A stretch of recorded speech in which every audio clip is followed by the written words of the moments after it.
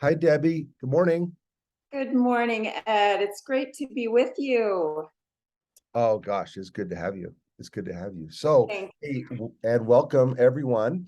Um, I hope people are listening and watching, but maybe at least someone is, right? If you're hearing this, we'll talk about that, right? There's a little like self-doubt, right?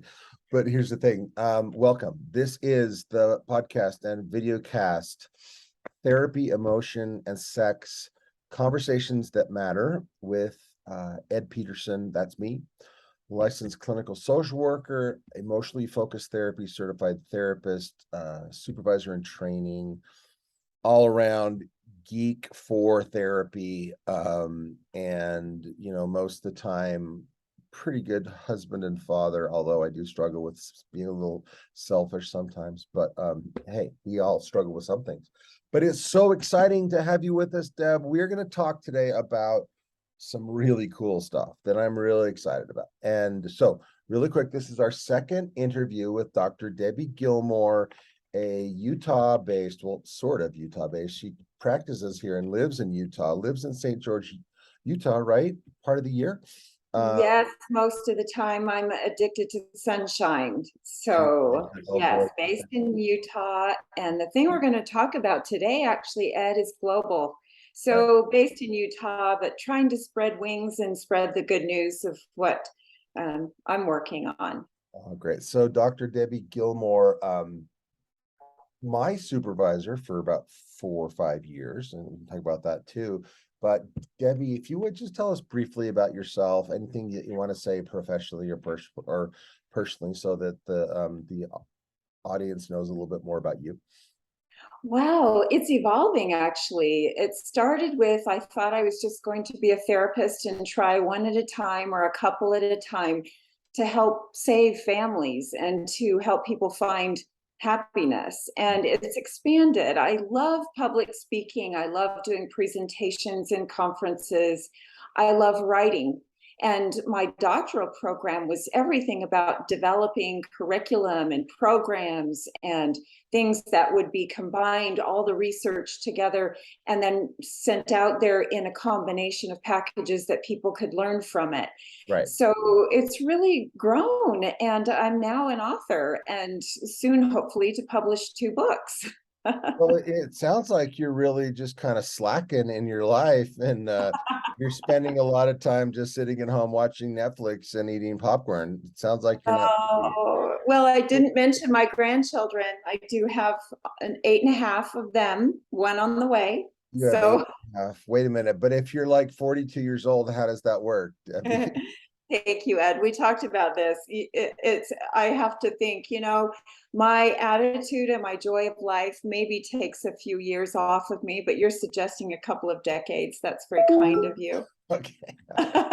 Well, but here's one thing too, is that you said I'm writing. Don't you think though that in a lot of ways that like writing something and developing a program like we're going to talk about, because we're going to talk about a thing called building lasting connections, or BLC.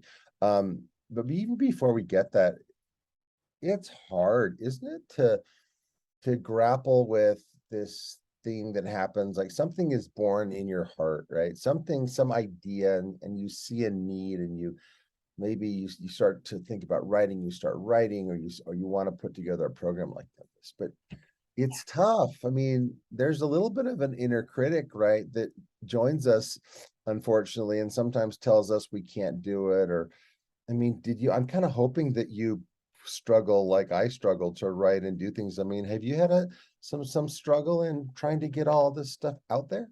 Oh, yes. I have a very strong inner critic voice that often gets in my way. In fact, tries to take charge and tell me that I just need to sit and listen and buy into the message. In this case, it's so interesting. This Building a Lasting Connection program, Mhm. to me, I feel like it just fell out of the sky and into my lap, and here it went. And that's part of the story.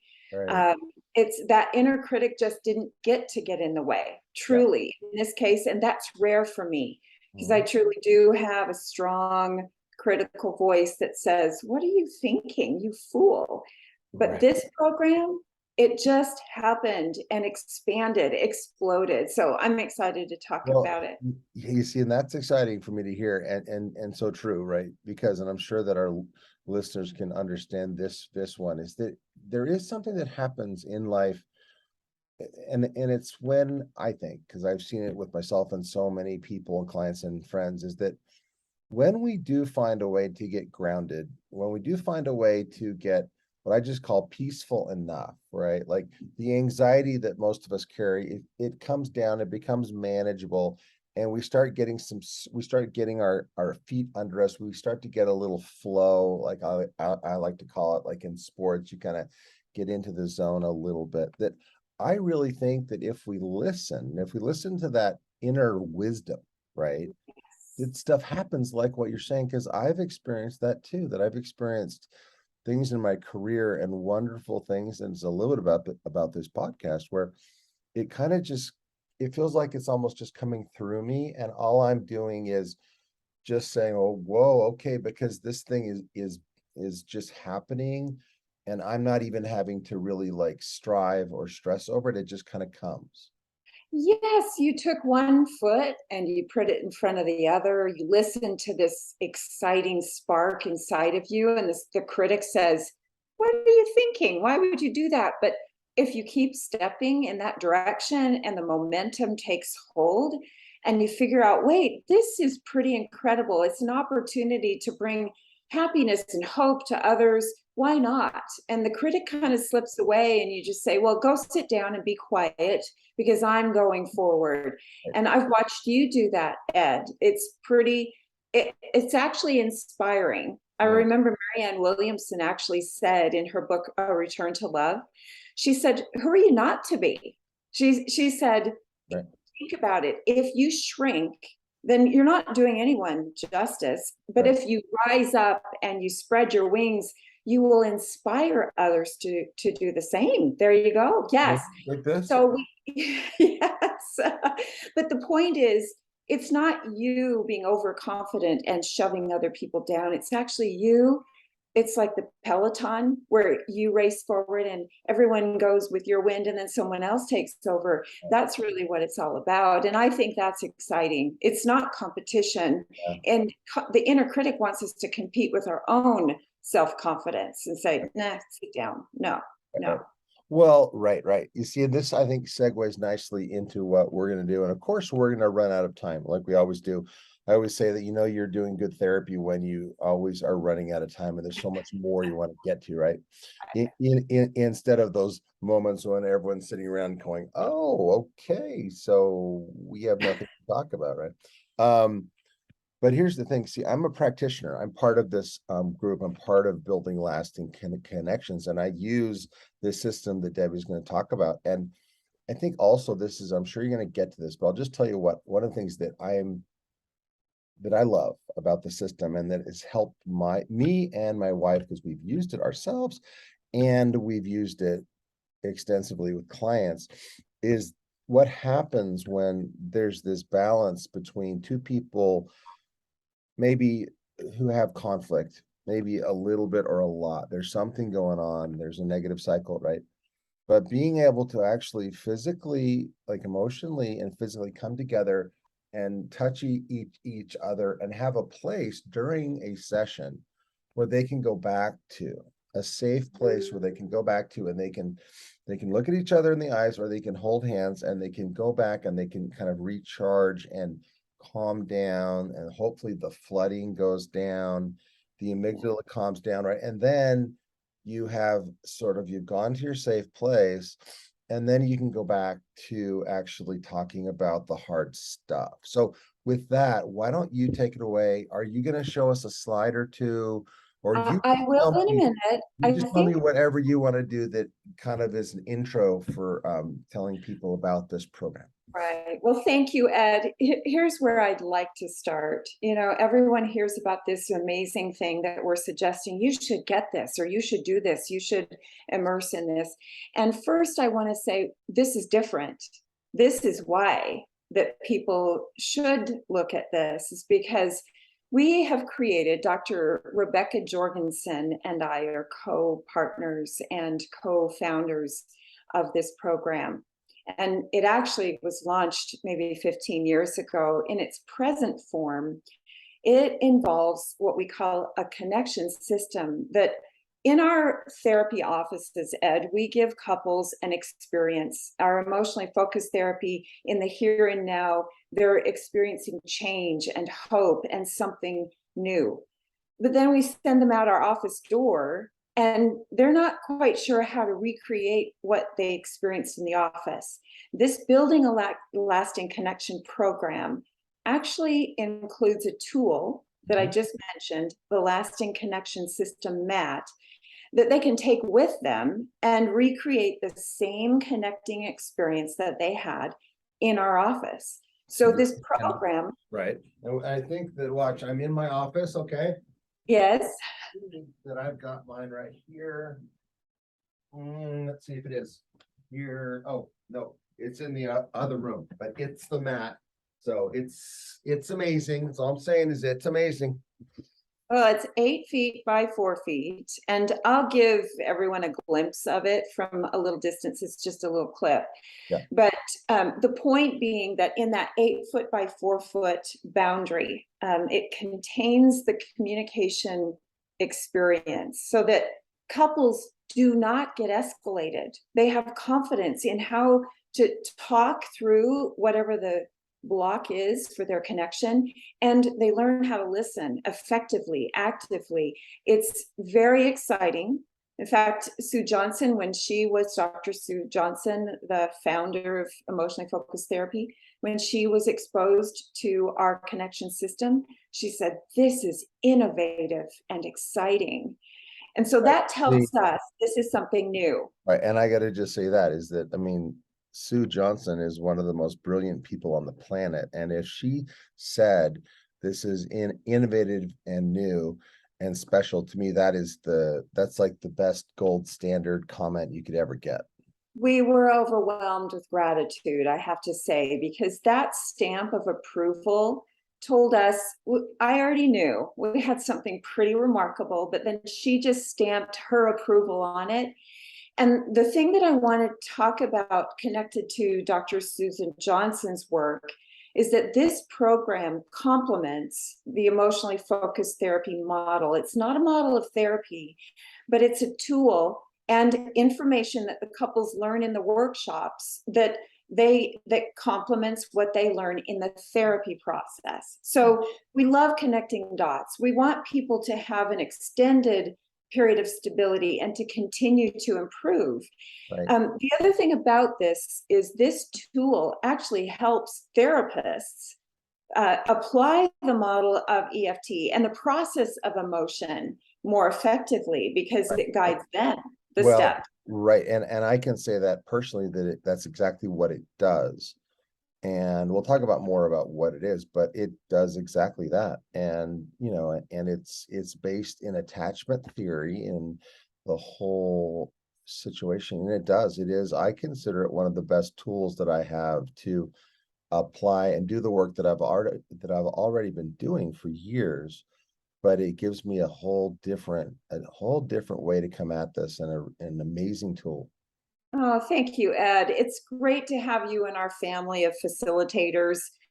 We have some pretty remarkable people that are trained and bringing this to couples across the world. We've been training couples we not directly, but we've got facilitators who have been trained in Iran and South Africa, in Australia, in Canada, in multiple areas across the world, actually in Dubai. And as we do these trainings, at times we've had to have translators. But what's interesting, we're told it's been translated in Farsi, and we were told that process was easy because this language translates easily into any language. That's thrilling. Ed, can I share my screen? Yes, let me make that happen right here. Okay, there, you can share it now. Great. What I'd like to do is just give everyone a glimpse of what we're talking about. The two the colored rectangles are actually smaller versions of our lasting connection system mats. As I said earlier, they're 8 feet by 4 feet. And there are 3 sections. I don't know if you can see my mouse, but these 3 circles here are the listening section. This is where couples start, where they just kind of get centered and face each other. One is facing on the slow and slow. They're facing each other and move closely into each other, spending about 1 minute just preparing for the process. And then the speaker stands on these circles here. And just to give a brief little introduction into the process, the couples learn in 5 different sections of this program. Let me just back my screen to, this is the structure of the Building a Lasting Connection program. We start with the foundation of attachment and teach the couples the concepts of adult bonding and how important attachment is. When we have that foundation, then we can build on that to learn how to communicate, to learn that differences are actually what makes the couple more beautiful and more interesting. And then physical connection, it's all about sex. Notice where we have it though. In order to have healthy, intimate connections, we have to have a foundation of attachment. And then this is where programs don't often focus. Who are we as a couple? Where are we going? What are our rituals and traditions that will enrich what we have together? And so as we take a look at what this program really involves, these mats, sections 2 and 3 of our program, are the secret sauce of what we offer in building a lasting connection. So, thank you for show that. Yeah, let me jump in one thing. There's so many things we could talk about, but maybe you could help us all understand this. You said 2 important words, adult bonding, right? See if you can take a second and explain why, first of all, what is adult bonding and what is the opposite of adult bonding, right, in a relationship? Why is it so important? And what does this program, like maybe we could get a little bit practical and talk about what it's actually like to do it. I don't know if that's a direction you'd like to go. Ed, you asked, I believe, the most important question we can ever ask as we consider how to improve our relationship. If you think about it, when that baby enters our life into this world, the very first moments, that baby's learning the most important lesson of life, that they matter. The discomfort, mother takes the baby, and with consistency, that baby receives relief from the discomfort. You see, and I've thought about that a lot, because think about it. It's a pretty, we know it's really tough and a real amazing journey, sometimes really painful for a mother, but that little baby who gets born has also gone through quite a transition of being in a lovely floating world of kind of peace to being thrust into this new place. Yes. And what's really fascinating about that process is initially in that birth, when they come into this world, even the least skilled mother, all they have to do is embrace the child, lift, and connect. With consistency, we're in a less than ideal world. Yes, and when we do that, Ed, as adults, it brings us back to the first moments of our life. Yeah, but I can feel that. I can feel something when I do that. So as that child in an ideal situation receives consistency, the child is learning that they're valued and they're learning about relationships. Right. So when we go through childhood and interact with others, and we're just taking notes in our mind and in our soul about what it means to connect. Now, think about it. You run into a brand new person in your adulthood. You have to do that process all over again. The bonding, which we just talked about. When people can understand that, then they slow down the process and they can do it with the right steps. But we trip and fall all over each other. The passion takes hold, which actually launches us into a form of bonding. Mhm. Early in the relationship, you think about first dates. What do? You say, who are you and what are you about? That disclosure right there changes the relationship into a little deeper connection. Right. But most You see, and I talk about this a lot with clients, that usually when people fall into the early stages of love or attraction, it usually ends up in some sort of a long conversation over the phone or text or together. Those like 10 p.m. to 3 a.m. And you just are talking and bonding and connecting, and people come away with that like, oh my goodness, like this is my person. Like, oh, I found some right. I'm feeling something. Yes, yes. Now you pointed out something that most programs don't teach. What happened there in that interaction was there was interest from both parties, ideally. Right. Maybe one talked the whole 5 hours, and that's not ideal. Right. But there was comfort there. There was a sense of I can share and you won't hang up on me. So ideally, there will be a reciprocal sharing that deepens the bond. Right. But most couples really don't know how to do that and take it further. They'll Right. do that the first few dates, and then either it's okay, I'm done now. I'm afraid of this. This is hard for me. Or I'm convinced you don't like me, so I'm going to cut it off before you get any closer to me. Right. And this program teaches how to navigate those barriers that many people face. And it's all based on our attachment style, our attachment history, the things that we've experienced in our life. Maybe we've just left a traumatic relationship and now we're self-protective.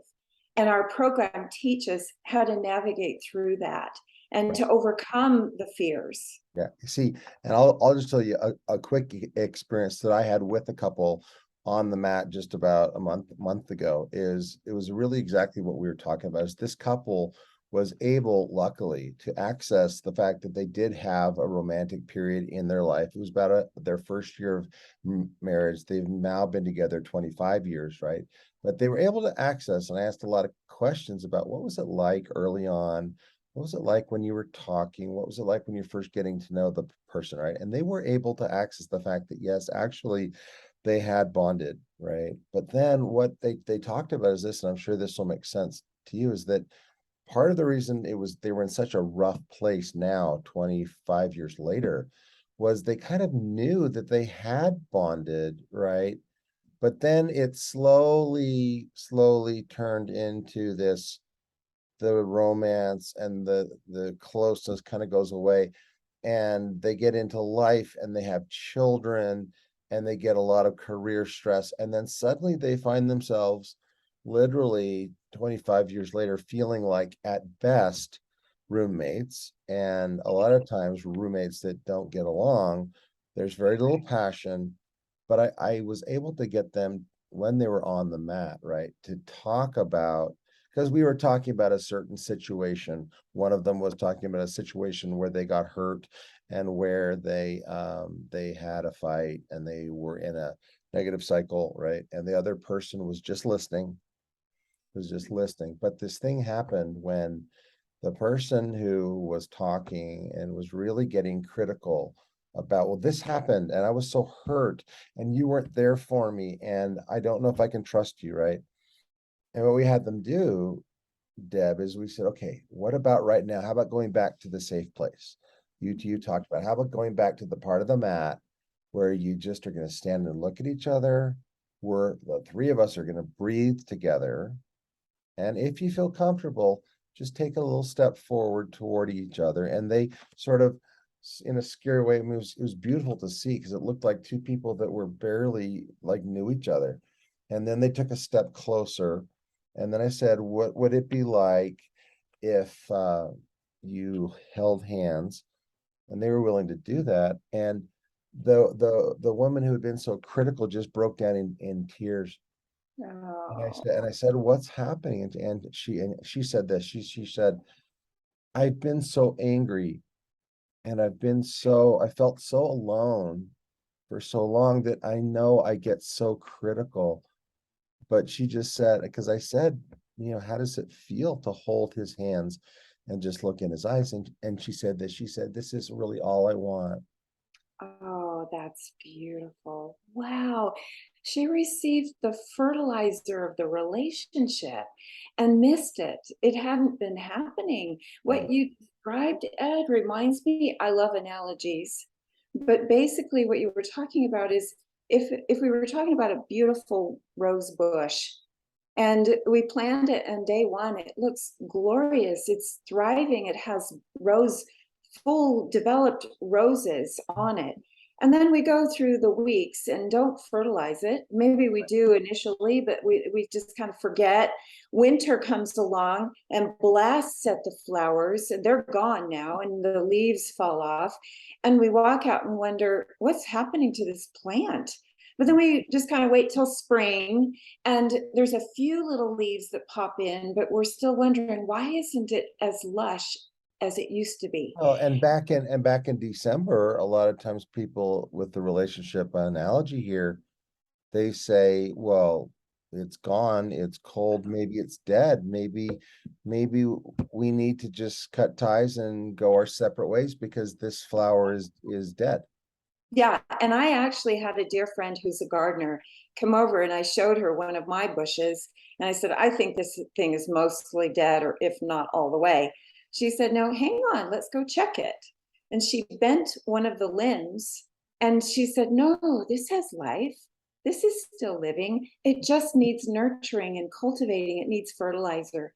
And this couple you described went through those decades doing exactly what they were supposed to do, raising children, climbing the ladder of their career, and then wondered, what's wrong with me? What's wrong with us? What's wrong with my partner? Well, what's missing is the nurturing. They didn't do Right. that Well, during the relationship. yeah, you see, and what then came out later, right, is when the partner, the husband, they switched, which is what we do in this system, and he became the person who was talking, and we don't probably have time to go through all of the circles, but what he was doing, Deb, is he was talking.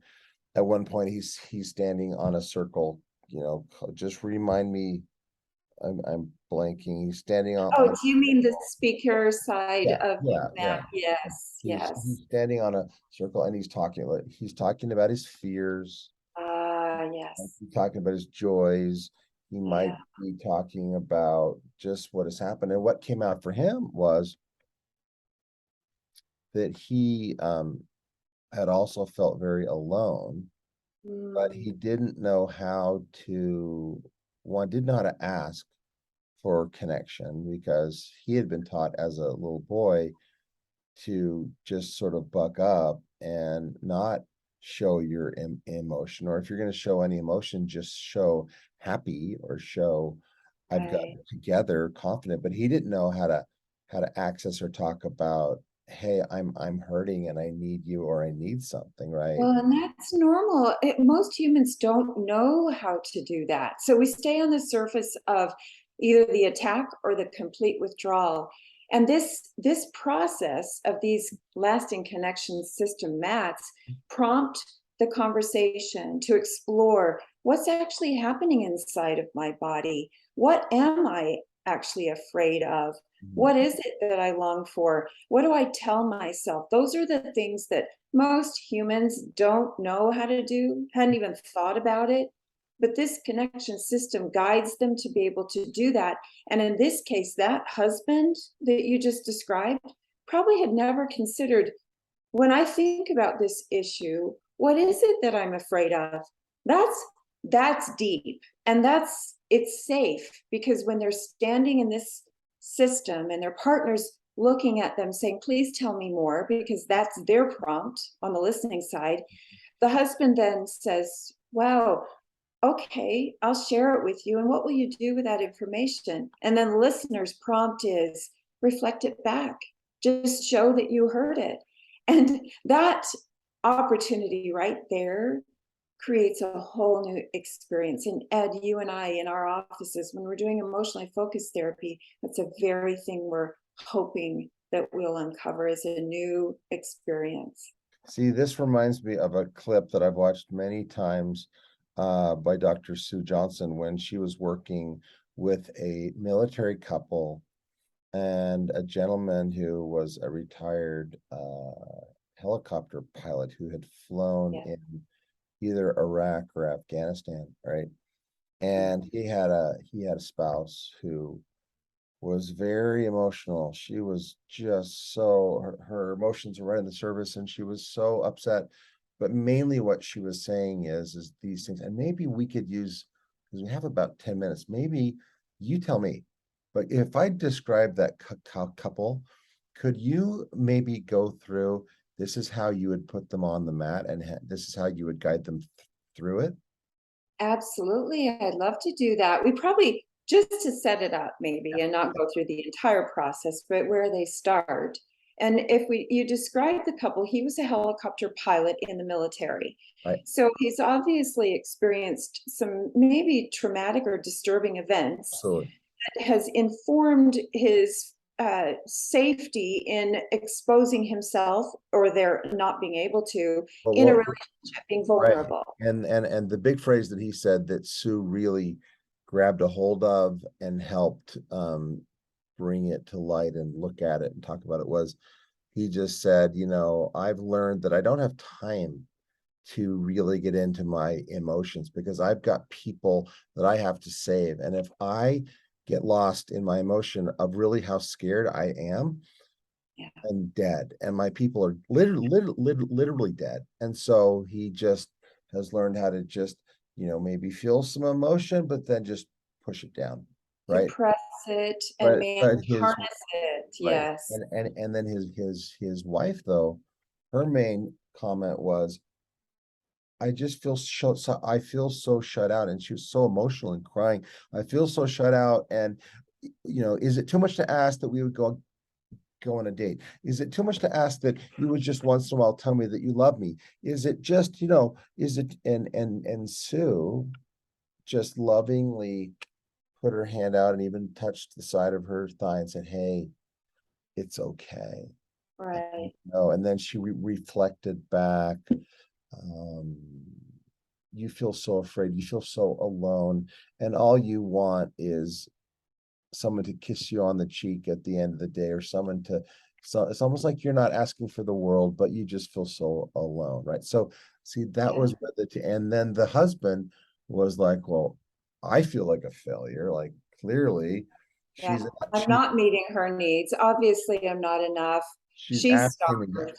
yeah, And anytime I try, I feel like I get it wrong. Yes. So now what you've done is you've described this couple that we would like to invite to go through this process on the lasting connection system mat. right, So where we begin then is that section where they just get grounded. And let me just share my screen so that we can know where I'm talking about. So as we imagine this pilot, he anticipates a really maybe even dangerous experience. This is going to be so hard for him, and he's going to have to share. And he knows how starved his sweetheart is. So what we want to do is get them grounded. So we'll have him stand on slow facing her, and she will stand on slow facing him. And this process right here, just having eye contact, there's nothing expected. All they have to do is prepare to talk about something hard, something that they haven't been able to talk about yeah, until now. right. So as You see, and just to jump in, that's exactly what we saw in this tape, is that they were both upset, but they were sitting in chairs and really weren't looking at each other. no eye contact. So this invites them to do so. Maybe they're not ready yet. So they look down and they see slow. That's the prompt that tells them keep the process slow. If you keep it slow, you'll be able to have your senses. You'll be able to recognize what you're feeling and when it gets uncomfortable and when you are not feeling heard. You'll notice more. You'll have more of your senses. Then they move into breathe. This is a prompt reminding them in the process of communicating. We tend to breathe shallow. We get nervous, and those Yeah, small, we do short this. breaths, it increases the heart rate. So they're reminded, breathe, And as they do so, they are now invited to move to touch and close proximity. This mat, remember, is 4 feet wide. So there is a considerable amount of space to be comfortable in this personal space, but couples then can hold each other, they can hold hands, they can touch shoulders, they can do whatever they'd like to do, but the suggestion is in touch, they will be able to experience that release of oxytocin that counters the cortisol, the stress hormone. Right. So everything about this section right here is preparation for the next experience. Now, I would suggest that the helicopter pilot, I invite him, would you be the speaker? Will you walk through? And the reason I'm doing that is because if we can get the withdrawer to start to process and share, it softens the pursuer. She's now feeling, oh, you're talking. So she's going to be more willing. So even just before it starts, even just getting him to accept that he's going to be the talker or the sharer, like even just that is probably going to have a profound effect on her neurology, and she's going to be excited, maybe a little scared, but she's seeing her husband choosing Yes, to yes, share. or being willing to sacrifice his comfort in sharing because the relationship matters that much to him. Now, he'll be probably apprehensive, but the nice thing now is when he's stepping on each of these circles just contain the one thing he needs to talk about. So he's going to say, this is the topic that we agreed that we would talk about. And the wife will then, she's standing maybe on accessible, and she says, I'm here for you. Yeah, and maybe if I actually remember this, that one of the topics was they had been at a barbecue with a bunch of friends, and he had just been off talking to three of his buddies, and she was kind of alone because she didn't know people there and was kind of sitting by herself eating her plate. And she said that a whole hour went by, and he didn't even come over and check on her. And so he actually might be bringing up this thing, like, here's the thing I want to talk about, this big fight that happened because of the barbecue. And that might be what he's trying to describe is his experience of that. And so, Ed, if you were the helicopter pilot and you were standing on topic, I, as a facilitator, would invite you to just clearly say and stay just true to that, whatever it is, that incident that caused such a difficulty for both of a block. Then you would want to state it. What is it that you'd like to talk about, Ed? Yeah, well, yeah. So we'll just role play this for a sec. Yeah, well, I wanted to talk about this. This is the deal. This is what happens all the time, is that we were at a party. I didn't mean to do anything wrong, but I got in a conversation with a couple of guys in the neighborhood, and I didn't know them very well. And it was really nice because I was talking to some new people, and you should know, Sarah, that I don't, So, I Ed, don't I would warm stop up you. so much because I just want to talk about it. And then I got, and then Yeah, I got Ed. just slammed by And my I wife would slow after. you down and I would say, Ed, all these things, you're actually going to have a chance to share all those thoughts and meanings. But first, I just want you to tell your sweetheart, what's the basic main thing that keeps you stuck right now? What's the topic? Yeah, it's kind of two things. It's that I feel like I can't make you happy, and then I also get angry at how you talk to me. Okay, there you go. Do you see how clear and direct and non-threatening that statement was? And we would then invite the wife to reflect. So this is what you would like to talk about, Ed? And you see what we did just there already? We brought him to clarity, slowed it down, and simplified it enough that later, as he goes through, we won't have time to go through each of these circles, but he will then be able to say, this is what I do when it happens. This is my behavior. This is my thoughts. Right. This is what I tell myself. Right. So I think what we're just finishing up right now, Deb, is part one. of Oh, this. I love And it. Yes. maybe this is, and hey, I want to tell the audience this wasn't planned, but this kind of feels like a Netflix series cliffhanger, because we just started a couple into this process. And maybe if we can do this again soon, we could just pick it up from there and go through, what they would be doing in a session. Yeah. And And then, Ed, yeah, actually, do you know what I'd love to do? I love this. I would love to continue. There's so much we haven't talked about. yeah, I would love the couples or therapists that are watching this or listening to be so intrigued that they'll check out the program, but they don't know where this was launched from, what the principles and theoretical right. frameworks of this whole thing. Why does this work? And it's based on solid research. There's so much more to talk about. I'd love to do that, Ed. And you know what we could also do? We could enlist, possibly, it might be tough with the camera, but we could probably do it.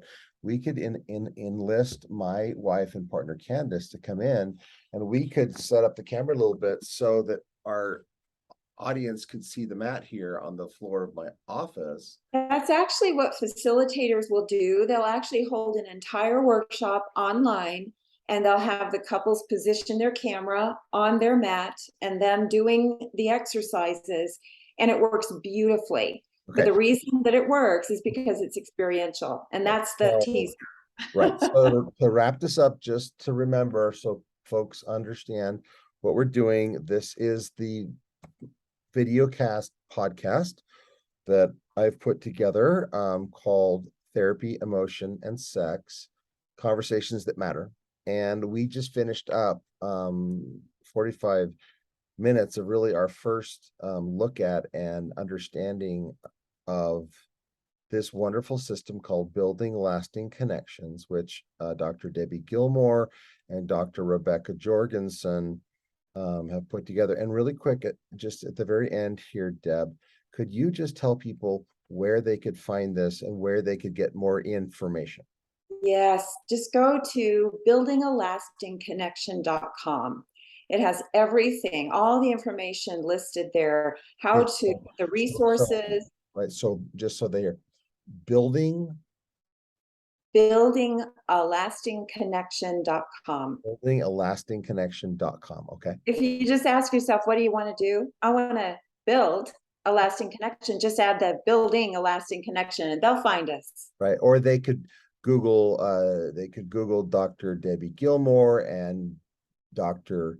Rebecca Jorgensen and the BLC system, and I'm sure it will all come up. So, okay. And also there's an email. They can reach out to info@buildingalastingconnection.com and talk with our Lisa, who is our communications director, and she can give them direction as to how to get involved or to get a kit. And we'll talk about it, but there are lots of ways to get involved. And this is for therapists, but this is also just for people even who are not therapists, who just want to improve their relationship. For couples everywhere. Okay. Yes. So Deb, thank you for your time. Thank you, Ed. It's so good to be with you. Okay, see you soon. Okay, bye-bye.